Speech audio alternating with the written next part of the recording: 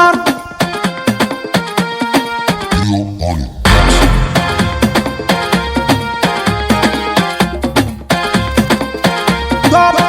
Top star.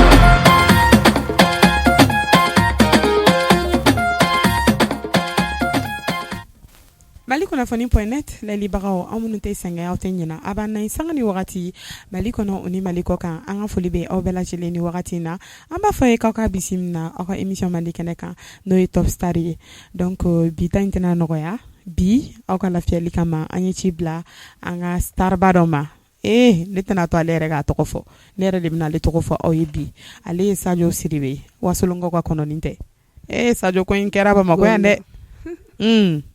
donc a bɛ n kɛrɛfɛ yan nɔ n bɛna kuma d'a ma san a b'a yɛrɛ fɔ an ye cogo min na an bɛna bɔ fɛn caman kalama a ka vie n'a ka carrière musicale kɔnɔna la voilà Sadio ça va? Oui ça va. Kan jumɛn de b'i da? Bon kan ba de bɛ n da kasiya dɛ. Donc bi ta in tɛna nɔgɔya? Bi ta tɛ kɛ basi ye an b'a bɛɛ de fɔ k'a ban bi pewu. A bɛɛ. D'accord. J'espère qu'il prenne bɛ laïsi la. Oui n bɛ paix yɛrɛ de la. D'accord. Sisan nɔ an bɛ fɛ i k'i yɛrɛ fɔ an yɛrɛ de parce que ne ma bɛrɛ fɔ dɛ ne ye fitinin dɔrɔn de fɔ Sadio ye Sadio yɛrɛ yɛrɛ ye Sadio bɔra mini Sadio sigilen bɛ mini Sadio somɔgɔw genre an bɛ fɛ ka bɔ Sadio yɛrɛ ka kow yɛrɛ de kalama kosɛbɛ. Nka a kan ka kɛ ten de sani n ka n yɛrɛ fɔ n ka foli bɛ Top Star lajɛbaa bɛɛ n'a lamɛnbaa bɛɛ lajɛlen kɛrɛnkɛrɛnnenya la Mali kunnafoni n'aw ma mɔgɔ min bila kunnafoni sira kan diɲɛ tɛ bɔ i kalama aw dun ka kunnafoni tɛ kunnafoni jugu ye kunnafoni min bɛ adamaden avancer donc ka foli bɛ aw bɛɛ lajɛlen. Merci beaucoup. Kunnafoni kanubaw ni ne Sadio yɛrɛ kanubaw mɔgɔ tɛ diya bɛɛ hali ni man di mɔgɔ min ye n ka foli b'i ye Ala tɛ se ka mɔgɔ diya bɛɛ ne de Maria Sidibe det Sayon ni Bamakokaw ko Sadio Sidibe filanan Sadio de ne ka bɔ Kita Biriko fana bɔra Wasolon de Kurade Sidibe den ne Matiren Sidibe den ne Cécile den ne Gafuri Hawa Sangare den ne ka taa bila ne yɛrɛ ka makɔrɔba Ala ka hinɛ na alisilamɛ su bɛɛ lajɛlen na Sitan Sidibe ni n ko n b'a bɛɛ fɔ a tɛ kun waati kɔnɔ o de ye nakan ye ka dɔɔni ɲɛfɔ mɔgɔw ye ka dɔn ka fɔ n bɔra yɔrɔ min na ne yɛrɛ ye jɔn ye. D'accord Sadio présentation ɲɛna faamuyali b'a sɔrɔ la i ka présentation na sisan nɔ an bɛ fɛ k'a dɔn Sadio yɛrɛ n'a sɔrɔ i ye kalanw kɛ walima n'o ko bɛ cogo di genre kalan ka siya dɛ awɔ a mana kɛ kalan sugu ni tubabu kalanw de don wa duguma kalanw de don wa non ma tubabu kalan kɛ n ye kalan min kɛ a bɛ se ka tubabu kalan fana dɛmɛ parce que musique fana ye kalan dɔ de i y'a kalan tubabu kalan na i y'a kalan seko ni dɔnko sira wɛrɛ fɛ min tɛ biki ni papier a bɛɛ ye kalan dɔ ye ne ye dɔɔni kalan kɛ n filɛ yɔrɔ min na hali sisan n bɛ ka dɔnkili kalan kɛ n ma se o la fɔlɔ n ye dɔɔni kalan kɛ Carrefour des Jeunes na troupe Babemba la kelen kana Babemba la n ye kalan dɔ kɛ Sali Sidibe kɔ ka dɔ kɛ Prince Sulemani kɔ ka dɔ kɛ Jɛnɛba Jɛkite numéro 1 kɔ ka dɔ kɛ Kumba Sidibe kɔ Ala ka hinɛ la ka dɔ kɛ Aramata Jɛkite kɔ ka dɔ kɛ Dusuni Kumba kɔ ka dɔ kɛ maa caman kɔ mɔgɔ min n'a tun bɛ dɔnkili da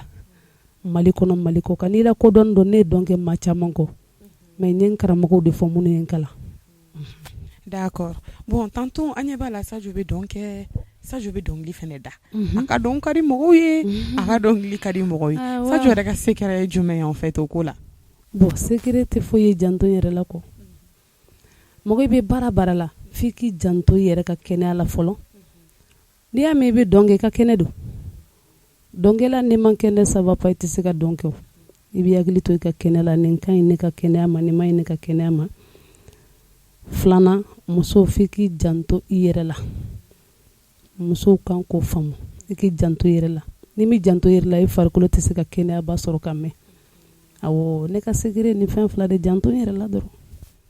D'accord Sadio faamuyali b'a sɔrɔ la nin kuma la vu que donc dɔn yɛrɛ ye art de wa art min don a ma nɔgɔn ce n'est pas donné à tout le monde c'est un don en fait musique fɛnɛ c'est la même chose ni fila bɛɛ bɛ temps de ko fɔ Sadio arrive à jongler e bɛ ka nin ko fila kɛ ɲɔgɔn fɛ cogo di genre ne kun tɛ dɔnkili fɛ dɔnkili tun man di ne ye ne ka patron ne ko ne ma ko n ka dɔnkili da Ala ka hinɛ la Aramata Jɛkite ale de ko Sadio kasɛti kɛ o grand sœur n t'a fɛ ka dɔnkili da parce que dɔnkili man di ne dɔn de ka di ne a ko ne ɲɛ bɛ ka charge la cogo min na n'i ma dɔnkili da ka fara dɔn kan waati dɔ bɛ se i tɛna se ka dɔn kɛ ka continuer ka wari sɔrɔ a la ale de n bila ka dɔnkili da 2004 sinon dɔnkili tun man di n ye dɔnkilidalaw ka di n ye n ka dɔn k'u kɔ mais a kun man di n yɛrɛ ka dɔnkili da ale de n bila la mais a tɛ ɲɔgɔn tiɲɛ n'i bɛ ka dɔnkili da ka dɔn kɛ ça va ale hali dɔnkɛla mangira yɛrɛ bɛ wala wala fila sɔrɔ parce que n'a fɔra e ka voyager artiste nɔfɛ en même temps e k'i sigi k'i ka son composer k'i ka son dilan donc tant quoi n t'a dɔn i bɛ ka fila jongler ɲɔgɔn fɛ cogo min na dɔnkili filɛ ne bɛ dɔnkili ne tɛ n sigi so kɔnɔ ka miiri dɔnkili la dɛ bɛɛ n'i ta sɔrɔ e ta bɛ na cogo di en fait hali n'i ye musique dumanin dɔ fɔ sisan ka biti dɔ da n'a diyara ne ye a ka don ne dusukun na ne bɛ se ka kuma dɔ sɔrɔ ka d'a kan ne ka dɔnkili bɛ na ten o ta bɛɛ fana ye n'i wolola fɛn min na ka mɔ a la ne bɔra buruju minnu na olu ye kɔnɔw de mais u ma kɛ anw ka kɔnɔya ta ɲɔgɔnna ye ka telew ko filmer u ka bɔ radio la olu ma ko ye bon olu ta kɛra n bɛ dugu ɲɛnajɛ n bɛ kabila ɲɛnajɛ olu ta kɛra u ma kɛ jamana mɔgɔw ye n'i bɔra olu la hali n'a man di ye ni donna sira kan ala bɛ dɔɔnin dɔ d'i ma min b'a to a ti kɛɲɛ quoi sisan nɔ an bɛ fɛ ka min faamuya Sadio yɛrɛ y'i yɛrɛ sɔrɔ dɔn ni dɔnkili in kɔnɔna la cogo di yala ne ma se n ka kekun dɛ ne bɛ ka sira munumunu ni wala e bɛ fili sira in ma mɛ ne ye dɔnkili ni dɔn sɔrɔ cogo min dɔn yɛrɛ dusu nana ne la cogo min na ne ma kalan ne ma biki ta ka don ekɔliso la nɔ ne bamuso hinɛ de minɛ a man di n ye ka fɔ tuma bɛɛ parce que mɔgɔ tɛ minnu bɛ ba ko valeur dɔn olu bɛ se ka faamu mɔgɔ dɔw fana bɛ diɲɛ kɔnɔ minnu tɛ bamuso valeur dɔn ne bamuso hinɛ de minɛ k'a lajɛ ni ne ma déplacer ka bɔ village la ka na dugu kɔnɔ dɔn na ne bɛna furu village la n'o kɛra ne ba de bɛ n ta n tɛna se k'a ta nana miiri n ba la de n ko ne bɛ bɔ ka na dɔn kɛ sababu bɛ ala bolo wala n bɛ sabu dɔ sɔrɔ ka hinɛ n bamuso la yan'a ka don na ban cɛ o de dusukun ye ne bɔ village la ka na Bamakɔ yan ka na dɔn kɛ ala y'a kɛ n bɛ ka dɔn kɛ n ka dɔn cogo ni diyara mɔgɔ dɔw ye n bɛ kelen kelenw ni fila filaw sɔrɔ fo ka na kɛ n bɛ kilipuw sɔrɔ fo n yɛrɛ bɛ mɔgɔw de wele ka groupe former ka kilipu kɛ dɔn yɛrɛ dusukun nana n ka bɔ ka dugu yɛrɛ bila ka na fɛn dɔ ɲini n bamuso de kanu kama parce que n t'a fɛ a ka ne ta ale ye tali min kɛ o banbuli ye ka n banbu ka n bɔ fitiniya la ka na se ko dɔ ma donc ne de fana kan ka ta ni ala y'a se kɛ n ye o de ne bɔ dɔn dugu kɔnɔ burusi kɔnɔ ka na dugu kɔnɔ awɔ voilà sisan nɔ an bɛ fɛ ka dɔn n'a sɔrɔ dɔn ye nafa lase Sadio ma parce que maliyɛn caman bɛ yen nɔ olu bɛ a dénigrer ko baara tɛ en fait an dun ɲɛ bɛ Sadio kɛcogo la bi ça va quoi en fait mais e yɛrɛ bolo genre dɔn in filɛ nin minnu bɛ yɔrɔ la ko nafa t'a la genre kumakan jumɛn b'e bolo ko k'a ɲɛsin olu ma en fait quoi pour que u ka bɔ fili la nafa bɛ baara bɛɛ la n ye kuma dɔ fɔ kuma daminɛ la janto yɛrɛ la de b'a to i b'i ka baara nafa bɔ nafa min bɛ dɔn na a nafa bɛ janto yɛrɛ la ni yɛrɛ minɛ de bolo musomanin dɛ n kan tɛ cɛw ma hali cɛ n'i bɛ ka dɔn kɛ o ka janto yɛrɛ la ye mun ye n'i ko n'i ye dɔnkɛla de i tɛ se ka baara kɛ f'i ka fɛn dɔw ta taalen ɲɛfɛ a b'i bɔ mɔgɔ ɲɛnamaya sira kan a b'i kɛ mɔgɔrɔkolo ye sinon ne sɛgɛn min ye dɔn in ko la Bamakɔ yan fadenya tɛ dɛ n yɛrɛ somɔgɔw ye degun min dan kan wala n ka dɔn bila ko mɔgɔ ɲɛnama baara tɛ ne san 1 de kɛ n bɛ si kɛnɛma chambre datugunen don dumuni bɛ tobi mɔgɔ bɛ wele ka sigi ka dumuni kɛ ne bɛ sen bɔ a la ko ni kɔngɔ ye minɛ n tɛ taa dɔn kɛ mais ne ko dɔn in de ka di ne aw tɛ ne nakun dɔn ne nana dɔn na kun min na donc ne bɛ dɔn in de kɛ ni ma dumuni sɔrɔ bi ka dun lala ni n taara répétition yɔrɔ la n na fɛn dɔ ɲ'a ye ne ye degun sɔrɔ dɔn na kojugu mais an bɛ don min na ko bi Dieu merci alhamdulilahi rabil alamina d'accord Sadio faamuyaliba sɔrɔla i ka nin kuma in jaabili la sisan nɔ an bɛna kuma i ka dɔnkili ko kan sisan nɔ album bɛ Sadio bolo walima ko bɛ cogo di album bɛ ne bolo dɛ album joli ɲɔgɔn b'i bolo bon k'a sɔrɔ an tulo tigɛli ma daminɛ k'a sɔrɔ u ma an tulo yɛrɛ minɛ ka sama k'a bɔ album 2 tun bɛ n bolo parce que a fɔra ko pirate an kun t'a dɔn k'a fɔ ko kulo bɔ de don ja pirate tɛ pirate de b'i kulo kunin tigɛ mais min nana sisan o b'i kulo sama ne ka bɔ n'i y'a mɛn kulo b'i la a kunkurunin de bɛ yen yanni o kana yanni producteurs ka décourager artistes ka promotion na ne ye cassette 2 kɛ 2004 o ye cassette fɔlɔ o bɔr'o la 2007 filanan bɔra mais ne bɛ don min na ko bi ne ni album 3 de sigilen don a labɛnnen bɛ n bolo n dusukun ni ŋaniya ni arrangement caman na mais moyen tɛ n ye k'a fɔ ko n b'a labɔ sinon san kun b'a sɔrɔ ne bɛ album min na a bɛ 6 bɔ parce que dɔnkili ye wasolon dɔnkili ye biriko wasolon ni biriko bɔlen wasolon dɛ an bɛ se k'an ban ne k'a fɔ k'an tɛ se ka dɔnkili dilan ka fara ɲɔgɔn kan n'i tɛ se ka dilanni kɛ dɔrɔn taa so i bɛ kɔrɔlen dɔ ta awɔ. D'accord Sadio yani an ka avancer an ka question na i yɛrɛ sigilen bɛ an bolo kɔrɔ donc micro fana b'i bolo sisan an bɛ fɛ Sadio ka voix fili parce que mɔgɔ bɛ ɲɛnafin na dɛ en plus an layɛlibaga caman bɛ kɔ de kan donc i yɛrɛ b'a dɔn olu bɛ ɲɛnafin na donc micro bɛ Sadio bolo Sadio ka ɲɛnafin b'olu la. Ne bɛ n ta daminɛ ni n ka jinɛw ye parce que jinɛ ko in ne ka di ne ye ni adamaden ko ye mɔgɔw bɛ sira caman tagama jinɛw ta ye sira kelen de a tɛ ci a tɛ yɔgɔyɔgɔ cɛnɛ bi tan na dugu tilalen don subalu tɛmɛ kuma sera gɛngɛrɛlɛ dugu tilalen ye ŋɔnɔkan ye kɔrɔna sinbon dugu tilalen don jinɛlu tɛmɛ kuma sera kɔnɔ ye ma siran kogo ye ɲɛ ye ma wana ye ma siran kogo ye ɲɛ ye ba jinɛlu bɔrɔ jama tulonkɛ toro feere a ye ma toro feere ne lamɛnbalu cɛjan ye toro feere yirijugu feerele kolonba jobonda yɛlɛ kolonba warabonda yɛlɛ ne cɛ.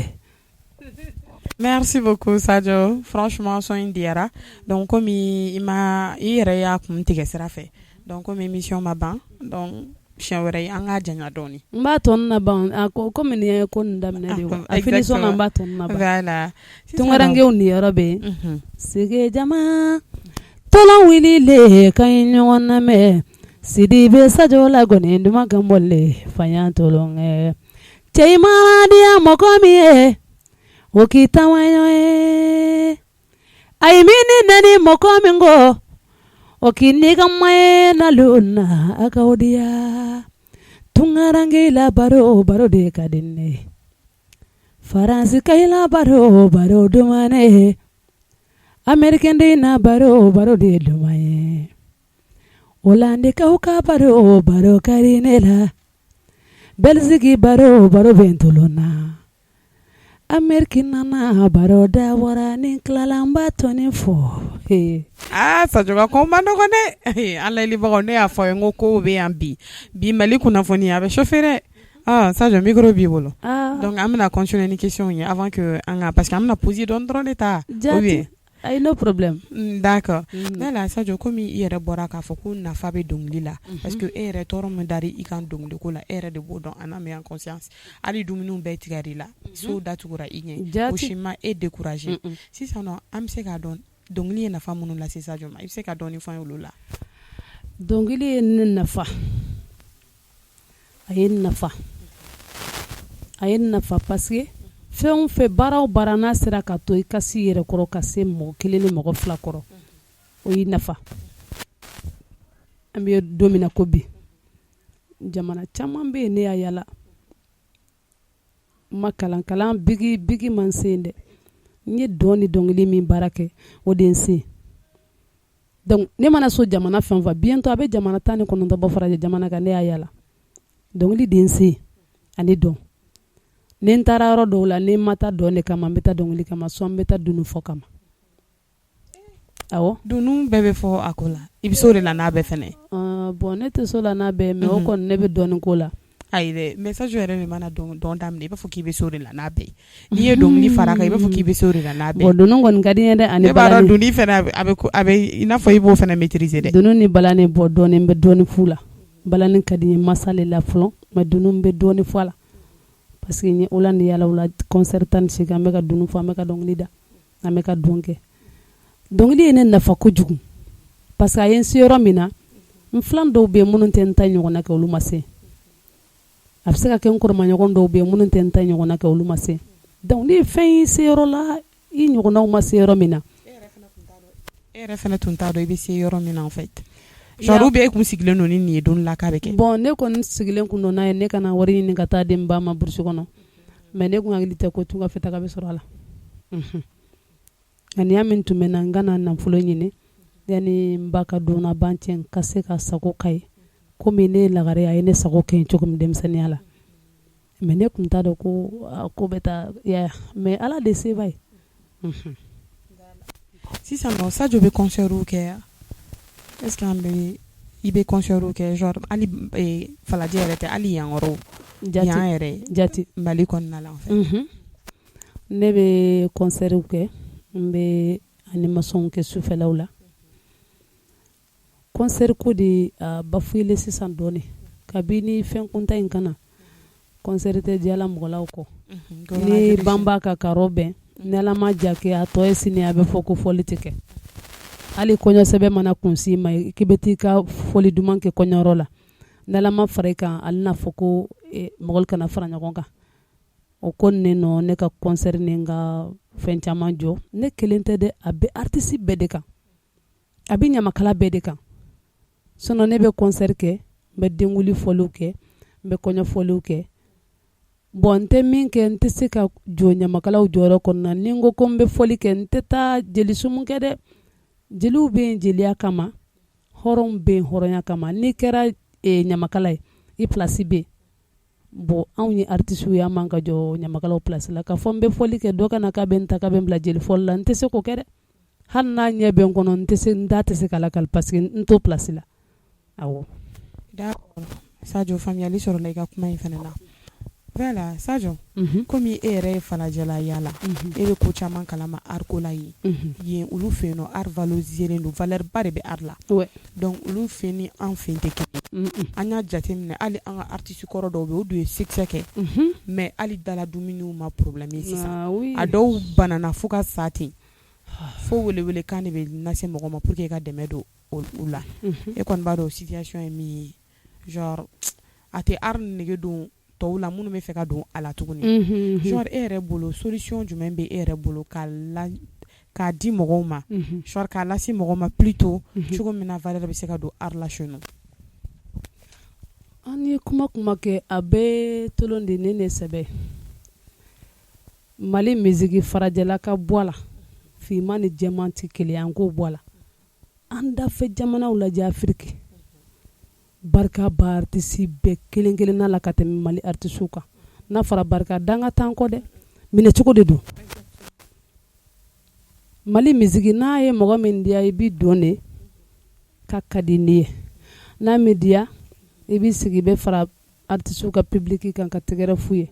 sinon k'a fɔ ko retraite ban anw ye o t'anw ye dɛ kɛrɛnkɛrɛnnenya la fɛn dɔ bɛ yen a ti fɔla mɔgɔw fɛ k'a lajɛya adamaden nata bɔrɔ ka girin ni ku bɔrɔ ye ne tɛ na nata mɔgɔ la ka fɔ ko n bɛ n kunkolo siɲɛ ka kumanin dɔ fɔ min nugulen don n tɛna na fɔ ko n bɛ kawa mɔgɔ kunna fana ka kuma dɔ fɔ min b'i tɔɔrɔ n bɛ na kuma ni ala cɛmancɛ ni tiɲɛ de la ni mɔgɔ min y'a faamu ni ye tiɲɛtigi ye a t'i tɔɔrɔ mais ni m'a faamu ni tiɲɛ man di ye a bɛ se k'i tɔɔrɔ Mali ɲɛmɔgɔw mago tɛ musique la a kɔrɔmasuru ye coronavirus ko in ye u ka sira tɛ Mali art la a kɔrɔmasuru ye coronavirus ko in yɛrɛ fɔlɔfɔlɔ ye hali ni mɔgɔ min tɛ kodɔn Mali musique ko la i b'a jateminɛ coronavirus in na Mali artiste ni Mali ɲamakalaw ye degun min sɔrɔ coronavirus kɔnɔ jamana si ma sɔrɔ farajɛla ko tɛ dɛ olu n'an tɛ sira kelen Afrique jamana artiste si ma sɔrɔ anw ne ka fɔli bɛɛ lajɔ net k'a sɔrɔ i ye jurujuguw ta ko ni n jouera n b'a sara sotigi ka juru b'i la ko ni n jouera n b'i ka kalo sara d'i ma mais u b'i ka ɲɛnajɛ jɔ kun t'a la ju t'a la ko mɔgɔ i kana fara ɲɔgɔn kan mɔgɔ i kana fara ɲɔgɔn kan o ye tiɲɛ kɛ mais mɔgɔ minnu dayirimɛ bɛ fara ɲɔgɔn kan na aw b'aw hakili to olu fana la an ye jamanaden dɔ de mais an bɛ don min na ko bi Mali ɲɛmɔgɔw ka sira tɛ Mali musique la mais n tɛ jigin ɲɛmɔgɔw la dɛ n'i tɛ fɛn min dɔn i t'a dɔn dɛ anw yɛrɛ ka ɲɛmɔgɔ minnu bɛ artistes ka ɲɛmɔgɔ minnu bɛ f'i ka kuma dabara de bɛ kɔnɔbara la ten da de bɛ kɔnɔ gindo fɔ sinon kɔnɔ tɛ se ka yɛrɛ gindo fɔ abada tant que anw ka ɲɛmɔgɔ baw ma se ka wuli ka se sanfɛ mɔgɔw ma ka Mali duguma mɔgɔ Mali ari jɛkun ta k'a ɲɛfu ɲɛna f'an ka to ten ni fama gɛrɛna ɲɔgɔn na min b'i kɔnɔ a fa ye a tɛ bugati neni a tɛ se k'i kɔnɔ dɔ cogo si la ne ma kuma ni ne wulila sa ko hali ne ye sira sɔrɔ ko bandaw ye n wele ko n ka taa ko n ka hamina fɔ ni n taara n b'a fɔ a cɛkɔrɔba ne nana ni ne bɛ ne hamina la ni ne bɛ ne kɔnɔ k'a f'i ye n'a sera ka bɛn mais ni mɔgɔ min b'i kɔnɔ n'i ye i ka kan ka ko yɔrɔ min na ka jɛ k'i sanako ka tulu mun i la ni sera o yɔrɔ la ne y'a fɔ k'e kora sisan a fɔ ɲɛgɛn na yɛrɛ la jango i k'i ko maintenant an ka ɲɛmɔgɔw k'u da baara ka kɛ ka an ka culture kɔnɔ la ci sira tɛ ne bolo se tɛ ɲɛ dabali tɛ ɲɛ ni sanfɛ mɔgɔ tɛ ɲɔgɔn dɔn n'u kɛrɛfɛ mɔgɔ tɛ ɲɔgɔn dɔn ne kɔni bɛ n ka dɔn ni n ka dɔnkili la coronavirus ye sojuru min yɛlɛ an na Ala dɔrɔn de b'a dɔn sotigiw tɛna kɛ Ala dɔnbaga ye ka ban ka so u tɛna hali kalo 2 bɔ i ka sara la hali u tɛ 1000 bɔ i ka so sara la ni dɛsɛra dɔɔni u b'a fɔ ko aw bɛ wari sɔrɔ fudi la ko anw bɛ wari fu de sɔrɔ i bɛ taa dɔrɔn i b'i da waga k'i bɛ wari sɔrɔ wari k'i da waga in kɔnɔ de bɛ baara kɛ fɔlɔ après da ka waga an ka ɲɛmɔgɔw k'a lajɛ u ka kuma sanfɛ mɔgɔw fɛ kɔnɔbara de bɛ sadida de bɛ kɔnɔbara la ci an dekunnen don an tɔɔrɔlen don i bɛ tɔɔrɔ min dɔn ni 200 don i bɛ taa sɔrɔ 199 a bɛ artisiw de kan kalo sara t'an ye kalo sara t'an ye an b'an dayirimɛ sɔrɔ micro min na n'a fɔra k'an tɛ baara kɛ 2020 lajɛ ban baara ma kɛ 21 daminɛ baara ma kɛ n'a fɔra k'an ka vite mɔgɔlankolon bɛ caya artiste musoman na a bɛ caya cɛman na or que musique ma dabɔ mɔgɔlankolonya kama musique dabɔra ka adamadenw na ɲɛnajɛ ni min dusukun tɔrɔn don n'a y'i ka dɔnkili mɛn n'i ka da ye a bɛ lafiya fo ɲɛmɔgɔw ka dɔn k'a fɔ k'anw bɛ duguma an tɔɔrɔlen don anw tɔɔrɔlen don ne tɛ mɔgɔ wɛrɛ don ne Sadio kɔni tɔɔrɔlen don degun bɛ n kan kojugu Mali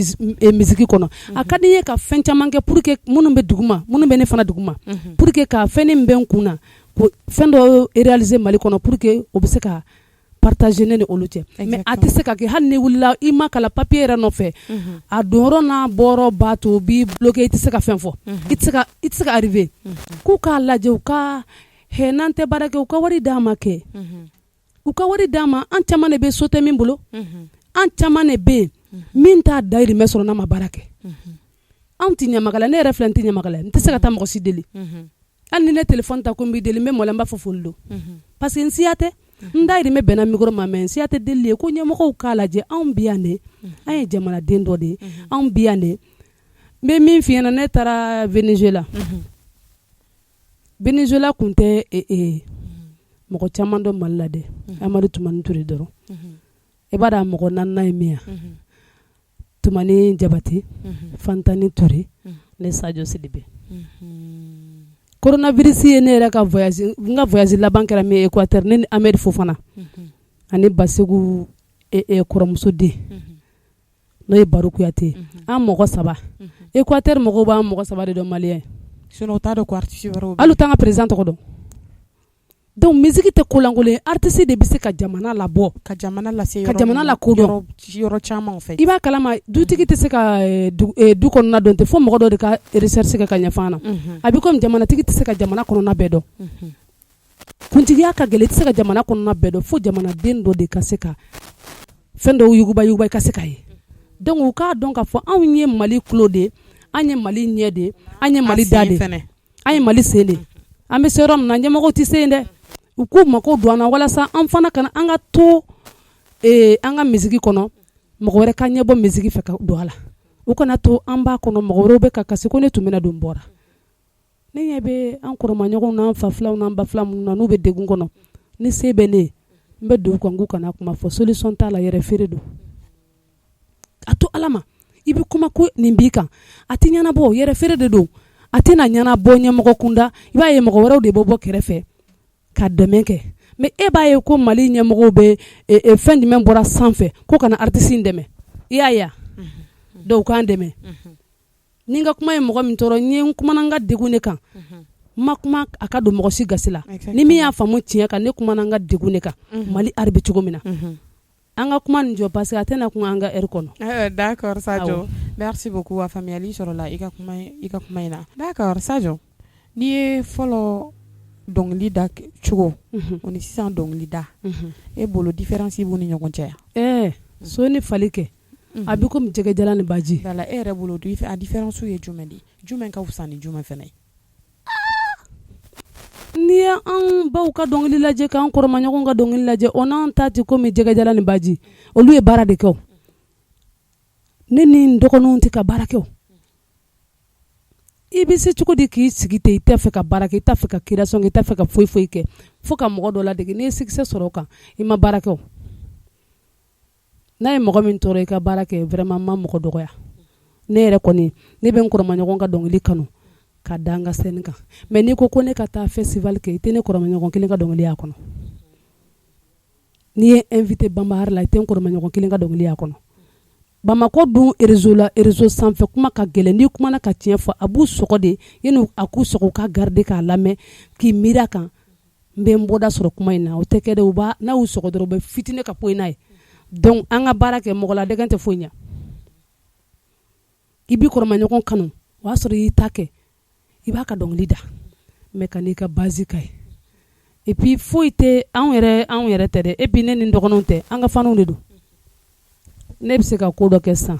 ne ka di e i ta fɔ n ye a ma ɲi i bɛ n soutenir a kan ka tɛgɛrɛ fɔ ça ne va pas du tout. Ne t'a fɛ mɔgɔ kan soutenir ne ka fani bɛɛ lajɛlen n'i ye fɛn min kɛ n'a ma ɲi a fɔ ɲɛna i kana to n ka segin ɲɔgɔnna fila kan, mais an ka faniw de bɛ k'an di an dunwaraw ma b'an dun. Karisa mana diya ye cogo cogo a bɛ ka taa sira min fɛ si ça va pas fɔ i ka ma ɲi. I ka d'a ye cogo min a ka di ye cogo min na a bɛ sɔn i ta ma. Adamaden bɛ yɛlɛ ni ko dɔ i bɛ taa sɔrɔ ça ne va pas kasi ko de don. Donc i t'a dɔn fo mɔgɔ dɔ ka fɛ nin tɛ yɛlɛ ko ye dɛ nin ye kasi ko de donc n'i y'o dɔn dɔrɔn i bɛ yɛlɛ in dabila. An ka faniw de bɛ k'an nɛgɛn k'an kɛ ba falen kɛ i m'a ye mɔgɔ caman bɛ bɔ u bɛ don baji la u bɛ segin soit a bɛ tunu ji jukɔrɔ dɔ wɛrɛ tɛ o. A to karisa baara dɔ k'i yɛrɛ baara kɛ tulonkɛ dabila. Dɔnkili ye dɔnkili de, dɔnkili ma dabɔ manamana kan fɔ kama, dɔnkili ma dabɔ mɔgɔ nɛni kama, dɔnkili ma dabɔ fadenya kama, dɔnkili dabɔ i b'a dɔn musique la balimaya bɛ sɔrɔ fɛn min na teliya la un coup musique de don. Ne taara Equateur jamana joli farala ɲɔgɔn kan an si tɛ ɲɔgɔn ka kan mɛn mais i b'a kalama an bɛɛ farala ɲɔgɔn kan a kɛra komi ne ni e ye fa kelen ba kelen komi an bɛ ɲɔgɔn dɔn o bɛ sɔrɔ musique de kɔnɔ mais Mali musiciens ni a dɔnkilidalaw fara ɲɔgɔn kan ni Ala ma jan kɛ guerre bɛ wuli kɔnɔna na mun de b'o kɛ? Voilà Sadio kuma tun bɛ ka na yɛrɛ de o question de tun bɛ yen nɔ parce que an y'a jateminɛ Mali kɔnɔ art a bɛ ka ampleur dɔw sɔrɔ surtout e yɛrɛ bɔra ka réseau sanfɛla kuma minnu fɔ artistes ka vie privée de bɛ faniw da la réseau la fo dɔw bɛ kɛlɛ kɛ artistes nɔ la artistes yɛrɛ bɛ bɔ u bɛ kɔrɔmatigɛli vidéo kɛ Sadio yɛrɛ bolo est ce que nafa bɛ nin ko ninnu na en plus conseil jumɛn b'i bolo ka lase u ma? Bon n'an sera k'a dɔn k'a fɔ ko mɔgɔ min bɛ su k'i bila kɛlɛ la ko t'i nin ye n'i y'o dɔn dɔrɔn i tɛ kɛlɛ kɛ. Mɔgɔ si tɛ se ka ne su ka ne bila ne kan sigi réseau sociaux kan ka mɔgɔ dɔ kɔrɔtigɛ ne b'a fɔ e bɛ ne bila kɛlɛ la mais est ce que e bɛ se ka kɛlɛ in dala sa? O tigilamɔgɔ b'i su de k'i di i dunwaraw ma a tɛ se k'i bɔ wara bolo. N'i ko ne ka sigi réseau sociaux kan ka kuma dɔ fɔ komi n filɛ ka min fɔ musique artiste bɛɛ kanu na art yɛrɛ kanu na ne bɛ se ka kuma o la mais ko ne ka bɔ ka dɔ nɛni ma wula la ma mɔ a la wa n tɛna kɛ ne yɛrɛ tɛ sɔn ko kuma ma ko kuma man di n'i ye ko kuma fɔ ne n b'a fɔ i tɛ ne nin ye parce que kuma bɛ ne dusu la bɔ n'i y'a fɔ ne dɔrɔn ne b'a fɔ i tɛ ne nin ye fo artistes ko faamuya mɔgɔ mana fɔ k'i ka d'a ye il faut pas que i k'i ka fani jateminɛ toujours min bɛ ne la fitinin i man d'a ye dɛ a b'i di diɲɛ de ma an ka jateminɛ an ka fani fɛn fɛn min bɛ na fitinin k'an dusu labɔ k'i bila fɛn na dusu mana bɔ dusu tɛ kunberenku ye ni dusu bɔra dɔrɔn dusu de b'i bila i bɛ fɛn dɔ kɛ min man ɲi taalen ɲɛfɛ i b'a dɔn k'a fɔ ne dimi ne nin kɛ ça ne va pas donc an ka dɔn k'a fɔ dimi man ɲi mɔgɔ b'i la dimi k'i bila an bɛ don min na ko bi net sanfɛ kuma dɔ la a tigi b'i di diɲɛ de ma a tɛ se k'i bɔ diɲɛ bolo artiste dun man ɲi diɲɛ bolo i ka ɲi ka diɲɛ la ɲɛnajɛ mais i man ɲi diɲɛ bolo donc an ka faniw k'a dɔn k'a fɔ kuma min b'an tɔɔrɔ min bɛ i kɔfɛ kuma la a k'a lajɛ k'o kɛlɛ kɛ mais a kana i lafit a ka kɛlɛ kɛ i kɔfɛ mais il faut pas que a kana fiɲɛna k'i bila kɛlɛ la jango réseaux sociaux kan ne bɛ siran o ɲɛ ne ma kalan net man di ne ye ne tɛ sigi n tɛ tiktok wa mun de ou bien tibitobu de n t'o dɔn n tɛ n sigi facebook kan n tɛ n sigi whatsapp kan ko n bɛ n sigi ka kuma hali n'i ko ne kan ka jouer publicité kɛ peut-être n b'a bila n kunna est-ce que ni ne bɛ k'o vidéo nin kɛ n tɛna don dɔ gasi la wa sinon ni mɔgɔ min bɛ dɔn kɛ jama ɲɛfɛ o bɛ dɛsɛ ka vidéo kɛ n'i ma wuse yɛrɛ dege i tɛ se ka dɔn kɛ o mais wuse min bɛ na ni critique ye wuse min bɛ na ni sitanɛ ne tɛ se k'o kɛ o parce que ne ye burusi kɔnɔ mɔgɔ 100% de i bɛ villageois dɔ ne o de ka wolo burusi kɔnɔ ka mɔ n tɛ se ka na Bamakɔ ko n bɛ fili n yɛrɛ ma i ma ye a fɔlɔ fɔlɔ ye min n tɛ muso ka teriya la nin ye ne ka kalifaden ni n teri tɛ terimuso tɛ ne la Bamakɔ a tɛ n na Mali kɔnɔ a tɛ n na Mali kɔ kan fani de bɛ se ka ye ne la mais n tɛ muso ka teriya la terimuso de b'i su k'i don tasuma la n'i bɛna bɔ a bɛ essence k'a la e fɛ k'i ka da ye e man da ye dɛ terimuso de bɛ furu duman sa a kanu duman sa a b'i nege bɔ dɔ la ka sɔrɔ i ka da tigɛ donc n tɛ muso ka teriya la teriko de nin bɛɛ lase hadamaden ma donc an ka lajɛ an dɔnkilidalaw an ka dɔn ka fɔ an ye jama ta de mais an ma ɲi jama bolo an ye jama ta de an ma ɲi jama da n'an y'a ye ko teri ni kɛrɛfɛmɔgɔ min bɛ ne bila jama da dɔrɔn a fɔ a ye ko n y'a mɛn mais il faut pas k'i ka idée i ka tugu a kɔ. D'accord Sadio kuma ɲɛna merci beaucoup yala komi Sadio yɛrɛ dɔn an b'a ye a bɛ Bamakɔ yan dɛ a dɔnkɛlaw bɛ Mali kɔnɔ yan nɔ mais a man ca kosɛbɛ munna Sadio ma idée sɔrɔ ka école créer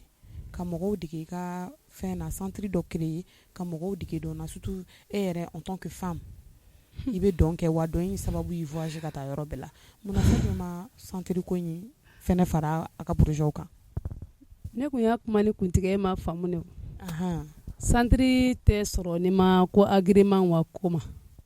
papier i kun bɛ ka papier ko agrément bɛ ɲini ni wari min ye o tɛ ne bolo dɛ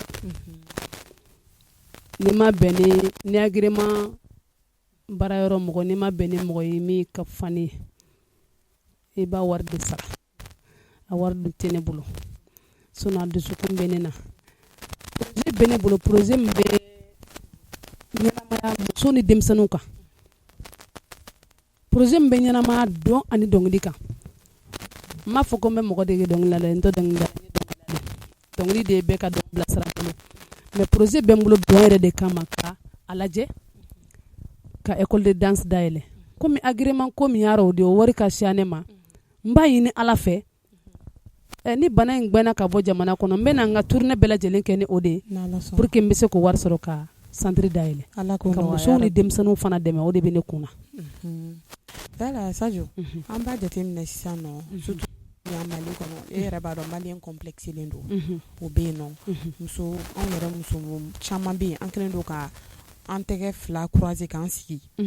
ko muso man ka baara kɛ ko muso kan cɛ de kan ka muso entretenir e dun Sadio ye dusu ta i yɛrɛ y'a fɔ cogo min na ka bɔ ka dugu la ka na Bamakɔ yan ka na dɔn kɛ genre conseil jumɛn b'e bolo k'a di olu ma parce que dɔw yɛrɛ bolo musoya ye kokajɛ de en fait mais Sadio ye dɔn kɛ dɔn in Sadio se yɔrɔ min na ni dɔnkili Ala de b'a dɔn Sadio yɛrɛ b'a dɔn ko ni bi tɛ kelen ye kelen tɛ Sadio ka conseil d'olu ma cogo min na prise de conscience bɛ n'o la wala muso ye muso de a t'i bali baara la au contraire baara bɛ musoya sankɔrɔta cɛ fara muso ka dusukolo de bɛ adamaden jɛ ni dusukolo t'i la dɔrɔn i kɛra cɛ ye o i bɛ kɛ fugari ye i kɛra muso ye o i bɛ kɛ fugari ye ni dun ma baara kɛ i bɛ kɛ dɔkanpalan de i ma ye ka remarque ban ala an ka sinaya gɛlɛyalen ba baarakɛbaliya sen b'a la dɛ muso ye so kɔnɔ e tɛ baarakɛla kɛ le wari dili ma n'a fɔra k'a bɛ muso wɛrɛ kɔ e b'a bila i kunna k'e ka a tɔgɔ de parantiw ka kuma rason bɛ na tila fila ye donc n'i bɛ ka baara kɛ i bɛ se k'i yɛrɛ ta ni cɛ degunnen don i b'i cɛ ta cɛ degunnen ye mun ye ni denbaya nana caya charge bɛ bonya cɛ ma i bɛ se ka fɛn dɔw kɛ so kɔnɔ ka sɔrɔ hali cɛ yɛrɛ ma bɔ a kalama fɛn minnu bɛ sara cɛ la n'i bɛ baara kɛ i bɛ se k'o problème bɛɛ régler ka sɔrɔ i ma sara cɛ la mais n'i tɛ baara kɛ hali manjini dɔrɔmɛ 5 n'i y'a ye muso dɔw b'a ɲini cɛ fɛ o tɛ musoya ye musoya ye cɛsiri de o de la ne bɛ ka n cɛsiri i b'a instrument caman bɛ yen an ka Mali fɔli fɛn na ne bɛ n ban ka dɔɔni fɔ a bɛɛ la k'a yira mɔgɔw la musoya t'a la cɛya t'a la fo muso ka baara kɛ surtout musique kɔnɔ n'i bɛ baara kɛ i ni cɛ tɛ bila ɲɔgɔn na n'i ko k'aw tɛ bila ɲɔgɔn na problème caman bɛ i b'a régler ka sɔrɔ i ma don da cɛ kun i b'i badenw ta ka sɔrɔ i ma don da cɛ kun mɔgɔ min n'a jigi b'i kan i bɛ se k'o ta cɛ de bɛ se ka bali k'i dɛmɛ a dɔw la mais baarakɛbali bɛ nin bɛɛ de tɛntɛn ka lisi kɛ ka di cɛ ma i mana diya i cɛ ye don o don dɔ i bɛ nege bɔ a la surtout n'i y'a mɛn k'a bɛ muso wɛrɛ ta crise bɛ minɛ e bɛ faga o senfɛ donc an ka baara de bɛ mɔgɔ dɛmɛ baarakɛbaliya tɛna ni fosi ye du seginni kɔ ni du seginna kɔ dugu bɛ segin kɔ ni dugu seginna kɔ jamana yɛrɛ fana bɛ kuma jigin donc an ka baarakɛbaliya de bɛ k'an yɛrɛ sɛgɛn fɛn bɛɛ la voilà. Voilà, Sadio kuma ɲɛna et merci beaucoup kuma ɲɛna ni question ye mais Sadio question caman posera dɛ e dun voix in bɛ cogo min na ni sɛgɛnna an b'a la fili o man di e ye sisan nɔ an dun k'an voix fili ni son dumanw ye fo ne yɛrɛ ka sunɔgɔya sisan wala ne bangebaa ya fane ma jarabi ma ye kunnafoni wulale janyale beitumara ye sitan nɔden nɔmɔ ko tɔgɔ da Sadio de la Sadio nɔden nɔmɔ ko tɔgɔ da diɛɲɛ de la diɛɲɛ ye den nɔmɔ ko tɔgɔ da jarabi de la dɔnkilida jugu ye jarabi ye beitumara ye wina janyaba ya fane ma kanu ne no jarabina wulale janyale beitumaro e tonya marenu yo kona ya edaka e bali malubi na imasabali kona ma fengaula sanontigi ya ma kona nya cɛfɛn wolo de molutigiya ti kona nya dununya fa ni farale alala fitiri du mana senfa kona bi miri sunɔgɔ tuma du mana se wala muso den wontan bi miri wina ala ka bɛ sɔn denna kɛ amina ya rabbi o tɛmɛnen kɔfɛ n ye dɔnkili kɛrɛnkɛrɛnnen dɔ da a bɛna bɔ komi n bɛ ka sunkalo bannen kɔnɔ tun ye maintenant Dieu merci ala ye sunkalo ban dɔnkili in bɛ an musow ni denmisɛnninw de kan parce que n'i ko denmisɛnninw n'i ko jamana yɛrɛ a fɔ muso ni denmisɛnninw kɔni n bɛn'o kunkurunin fili fiɲɛ fɛ musolu yo hɛnɛ lamɛnba musolu yo an ka denw na don jaka denmisɛnnin de ko man kan nayandenw na don jaka denmisɛnnin ɲaji man kan ekɔli ta tuma la farafinna denmisɛnnin de ko man kan ni denmisɛnnin degunna ani hakili ɲuman tɛ mɔ dɔnkili in bɛ musow de ladi parce que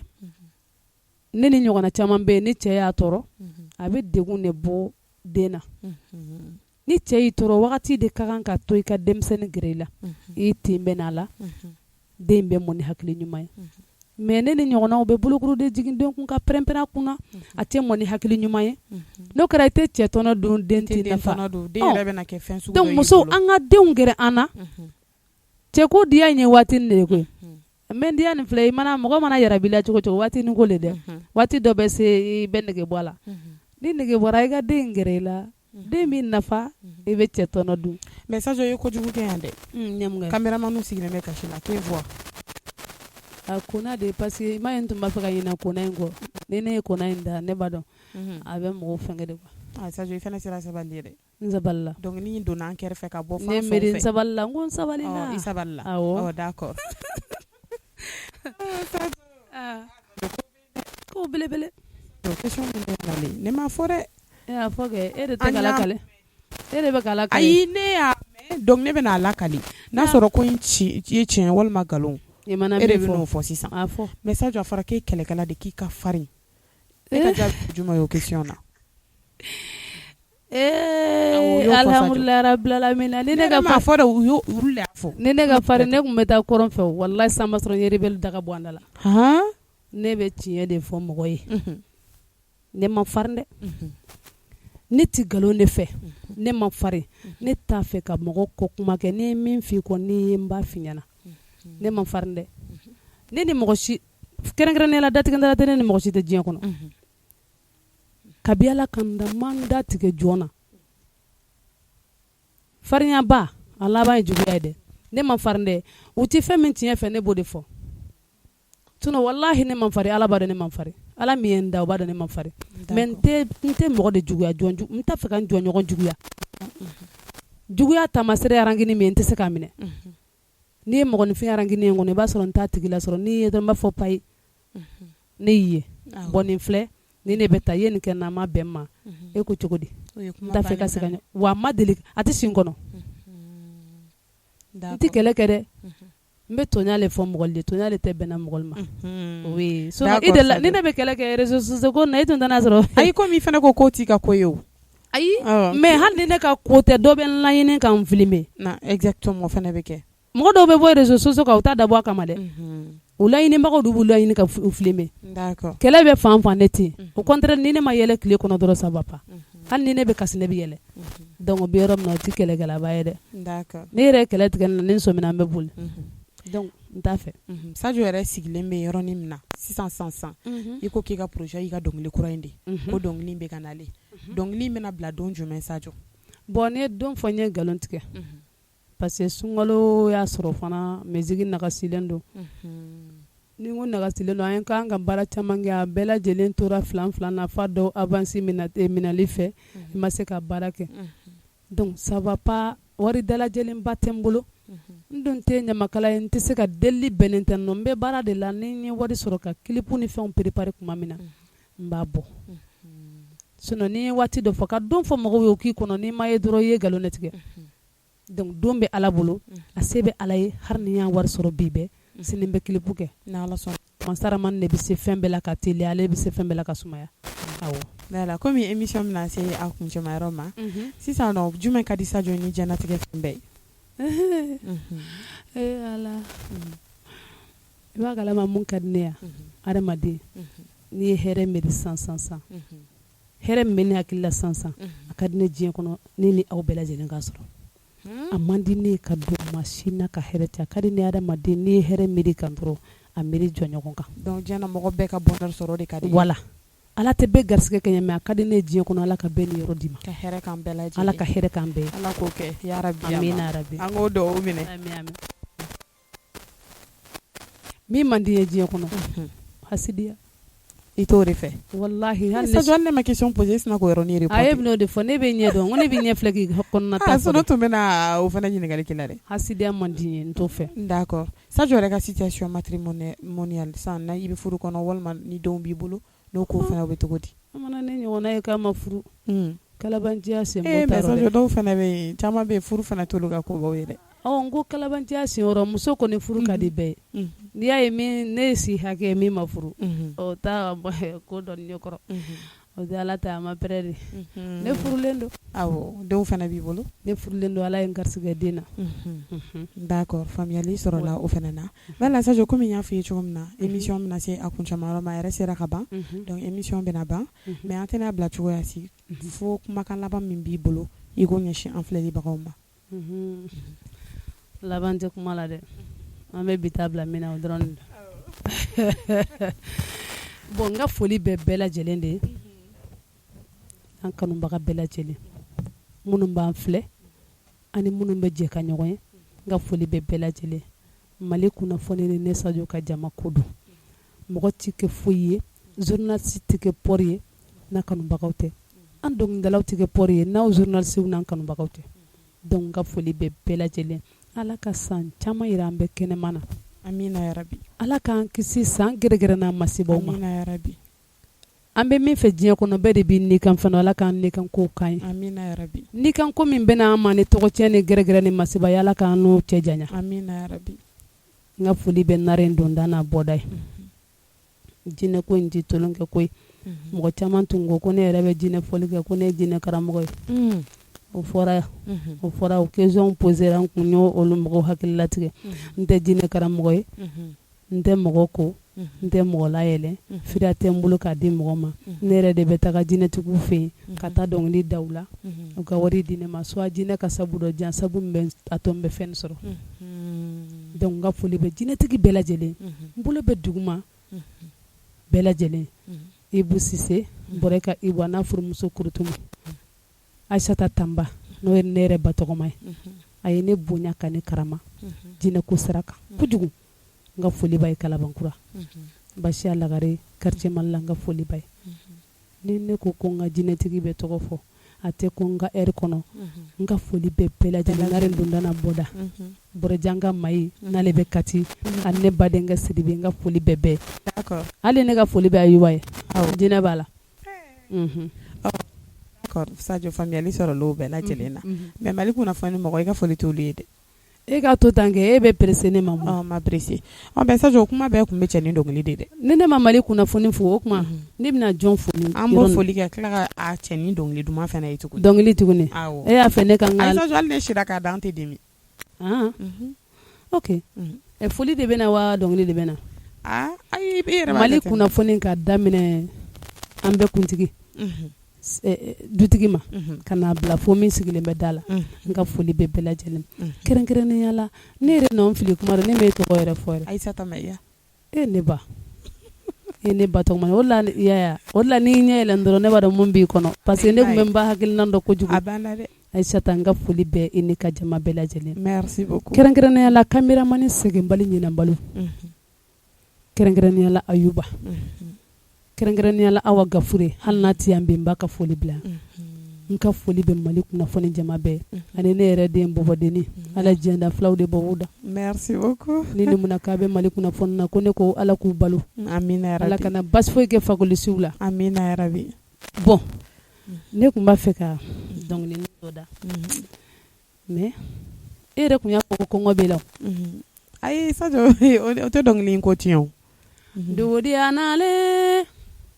dugutiya nalen de maliyɛndenw na dugutiya kunnafoni man kan don makɔrɔba mana wele kunnafoni man kan don denmisɛnnin mana wele kunnafoni man kan don maliyɛndenw ka kunnafoni man kan don foli wulilen de maliyɛndenw na foli Mali kunnafoni na foli wulilen bɛɛ ye n'i bɛ tunga fɛ bɛɛ ko Mali kunnafoni n'i bɛ Maliba ni kɔnɔna na i bɛ kunnafoni ɲuman don fana lamɛn i mana kɛ fan o fan fɛ kunnafoni bi i bɔɲanafina Mali kunnafoni danbaw la kabi bi ma se an bɛ ɲɔgɔn bolo Mama Aïssata bi baro la Mama Aïssata siriye bane ne ba yala n bi fɛ Mali kunnafoni aw ne wula san caman baro an ka kɛ ɲɔgɔn fɛ an ko adamadenya jigi la dugutiya fɛn dɔ ma ne dara kunnafoni na aw ne wula dugutiya nalen de Ayuba la dugutiya nalen de n'i ye kunnafoni ka folikan ye n baw fɛ gɔrɔ bisu aw bɛɛ Sadio an yɛrɛ b'i fɛ kojugu a banna